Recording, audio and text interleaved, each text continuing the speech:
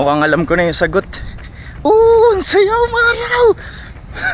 Umaraw!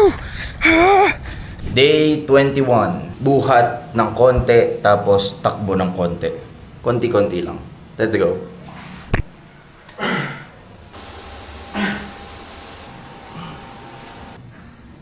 Takbo naman.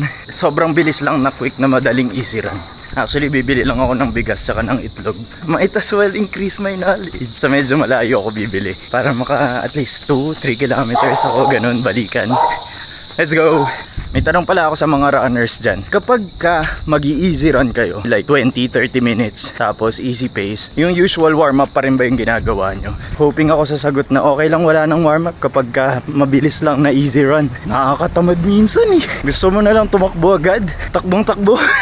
Parang feeling ko alam ko na yung sagot naman. Kasi kanina actually, takbong-takbo na ako. Binarabara ko na lang yung takbo ko.